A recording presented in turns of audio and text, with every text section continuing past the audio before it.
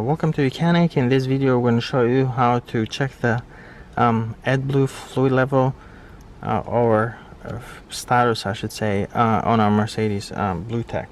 So what you want to do is enter the vehicle, and without pressing, do not press on the brake pedal, press start button once. If you have a key, you insert the key and turn it one click. Instrument cluster will turn on, miles will display. Do not turn it on or press the button twice or turn the key 2 clicks, otherwise all the lights will come on, and that's not where you want to be. You want to be right here in this menu.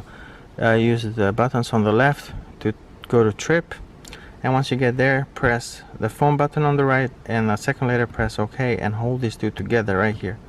Okay, so press arrow to the left, press phone, and then OK, and then hold, continue to hold. It takes about 5 seconds, and then you can see it displays vehicle data right there.